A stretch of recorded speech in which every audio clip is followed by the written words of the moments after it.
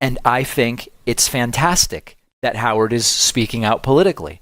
And as I've said before, the marketplace of ideas will determine whether he has an audience. If you don't like what he has to say, if you find it disgusting that he supports Kamala Harris over Donald Trump, just don't listen to him. Vote with your dollars. As you always say, the free market says that you should. David Pakman had a recent episode of his show where he covered Vice President Harris's recent media blitz. She's been doing a series of interviews after facing criticism from right-wingers who said she wasn't engaging with the media enough. And now that she's finally getting out there and making these appearances, it seems these critics are upset again. One of her latest interviews was on Howard Stern's show, and David Pakman has broken down all the key moments from that discussion. We'll be looking at clips from both the Howard Stern Show and the David Pakman Show, and I'll share my thoughts along the way. Let's get into it. MAGA is furious as Kamala Harris has been doing interview after interview over the last few days, 60 Minutes. She'll be doing The View, was on Stephen Colbert, the Call Her Daddy podcast. And Howard Stern. Now, we're going to look at some clips from the Howard Stern interview, and this has generated so much controversy. Every time that Howard Stern interviews someone and reveals his preferences for left-leaning elected officials, the MAGA people, the Magadonians, the Magapotamians, they come out of the woodwork and they just attack Howard Stern. They go, Howard hasn't been relevant since he went to satellite radio. Or Howard's show isn't funny anymore. Or Howard now is just doing D-list interviews. They get furious when Howard says, hey, I don't like what Trump's offering, and here's what I prefer. And in this case, it's Kamala Harris. Now, as many of you know, Howard Stern has expressed publicly he's a fan of the David Pakman Show. I've been listening to Howard for decades, and I think it's fantastic that Howard is speaking out politically.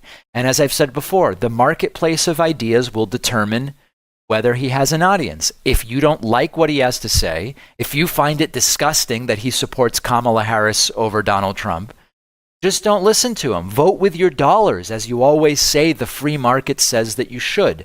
I thought that this interview was excellent. Here is a clip of Kamala Harris explaining what it is about Donald Trump that would be such a disaster for women in this country. And she explains it well. Take a look at this. Something drives me nuts. With Obama's presidency, he had the opportunity to appoint someone to the Supreme Court. Mitch McConnell goes, F you, you're not appointing anyone. How can this be? The president could not appoint a Supreme Court justice. I don't want Donald Trump and his party deciding. I don't want Clarence Thomas deciding. He hand-selected 3 members of the United States Supreme Court to do exactly what they did. Take away the right of an individual to make decisions about their own body. Like, I ask people to take a step back. Let's just think about it this way. Whatever your gender, right, and it's not about abortion. You have basically now a system that says you as an individual do not have the right to make a decision about your own body. The government has the right to make that decision for you. So regardless of how you feel about abortion, think about what that means. You know, the strength of America includes that we have been committed as Americans, it's part of our spirit, to the expansion of rights. Right. And for the first time, we're seeing a restriction of rights, fundamental rights, including what could be more fundamental than to make decisions about your own body. And that's what has happened. And Howard, to your point, look, this issue is not about trying to convert people, right? Right. Because one does not have to abandon their faith or deeply held beliefs to agree. Right. The government shouldn't be telling her what to do with her body. She will talk with her priest, her pastor, her rabbi, her imam, but not the government. This was a very good interview. I encourage everyone to check it out. And what I found most interesting about it, and I'm going to address in a moment that Howard was fawning over Kamala, as some people wrote to me and said, David, it's embarrassing, Howard fawning over. What I thought was really good about this interview is that Kamala Harris's personality comes out, and I think it comes off positively. I experienced this personally when I went to the White House in March right around the State of the Union, and met with Vice President Harris. And the person I saw there was very different from that which at the time we were getting through media interviews. Now, I think since she's become much better at being interviewed and comes off in a much more personable and sort of erudite, didactic, gregarious, and interesting way. But the Howard Stern interview was very good as far as that went.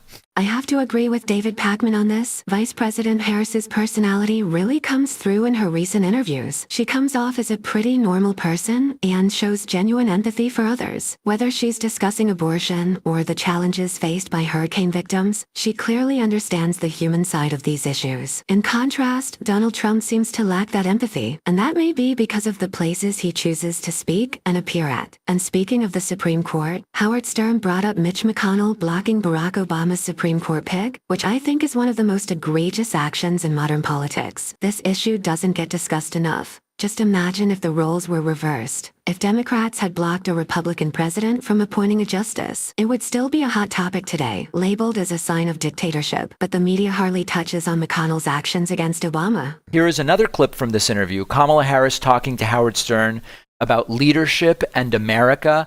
And I'll tell you in a moment what I found great about this. To your point, doesn't support our friend Ukraine, doesn't support, therefore, something America should always, and has always, by the way, been a champion of, which is the importance of sovereignty and territorial integrity, which means the importance of standing against anyone who tries to take another nation by force. Right. That's what we stand for as Americans, that you don't do that.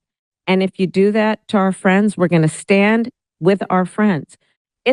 You're getting played. And some would say, look, I grew up in the neighborhood. Some would say you're getting punked. Yeah. If you stand in favor of somebody who's an adversary over your friends on principles that we all agree on. And you look at it, it's not only that. He says he's going to be a dictator on day one. Understand what dictators do. They jail journalists. They put people who are protesting in the street in jail. He said he thinks he wants to go after Jimmy Kimmel, a comedian. He wants to go after Stephen Colbert and Seth Meyers. Even if someone had said years ago when I remember presidential, races, if someone said, "Oh, Kamala Harris isn't a black woman," they would have been out of the. Yeah. That would have been it. Would have been over. I mean, how do you challenge that? Well, What do you do with that? But back to the point. So what I think is best there is that increasingly, I don't really like seeing politics as good versus evil, as dark versus light, or some of the ways that politics is framed, I increasingly find distasteful.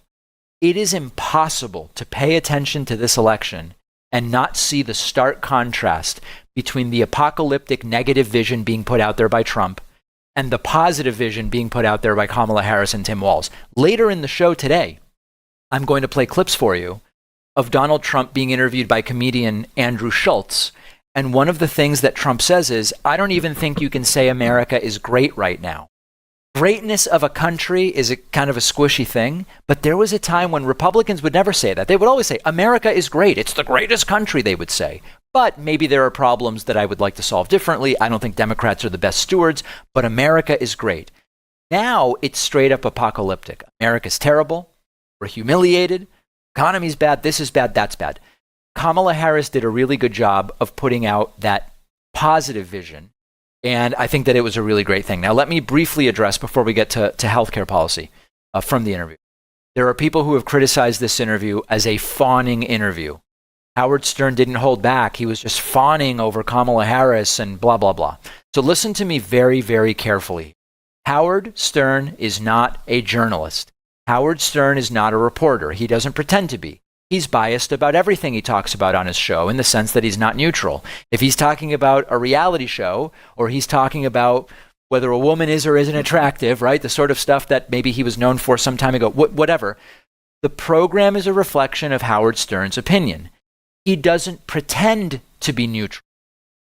Hannity, when he does the same stupid softball interview of Trump day in and day out for years now, he pretends to be neutral and objective when in fact he is not.